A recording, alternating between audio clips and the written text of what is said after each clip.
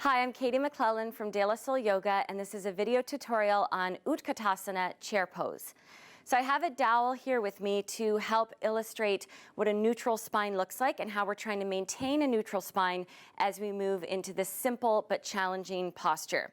So I'm taking the dowel behind me, I'm lining it up with my spine, and then with one hand I hold it at the small of my back, and with the other hand, I hold it where the cervical spine, the neck, curves into a little bit of extension.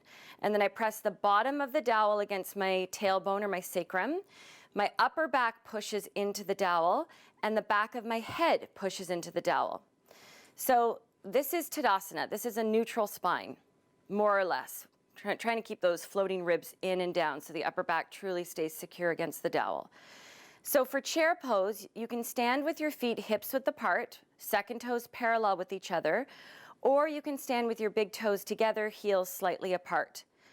And what I want to do is create a hinge action with the hips, and I want to sit my hips down and back as if into an imaginary chair. So as I do this, what I want to be aware of is, has the pressure on the dowel or the areas of spaciousness on the dowel changed? So have I lifted it away from the tailbone? Have I flattened out my lower back? Is my head jutting forward away from the dowel? So I want to try to maintain that neutral spine as I hinge forward from the hips into hip flexion. And then I could stand up and do this a few times. So as I go down, the weight's mainly in the heels, the shins are moving back, the knees don't go past the toes, and I'm pressing my heels down and apart to really fire my legs up. Then when I come to stand, I very subtly squeeze the heels towards each other to stand. Okay?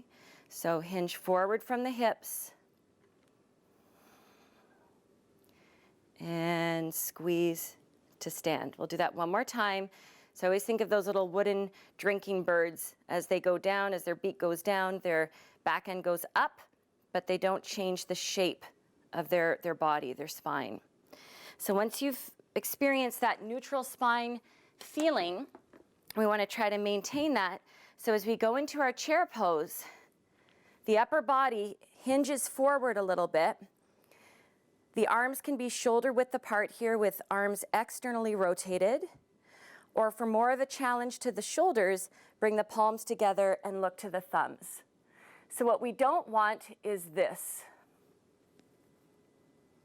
So here I've got my knees moving forward, my spine is going into extension. The problem with this position is that it's hard on the knees, and we're not mobilizing and lubricating the hip joints the way we want to in almost all of our yoga poses. So you see here, there's virtually no bend going on here at the area of the hip.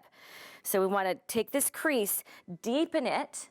So you can picture the head of the femur, the thigh bone, moving in its socket as the hips go back, and then the arms come up while trying to keep the ribs down. If you look up, try bringing the palms together, draw the inner elbows towards each other, and rise to stand. So chair pose, I would incorporate into any yoga class you teach, especially for beginners, because it's a very accessible pose, but it immediately gets the heart rate up. It increases the heat in the body. It's a really simple but effective way of heating your students up. So that concludes our tutorial on Utkatasana. Namaste.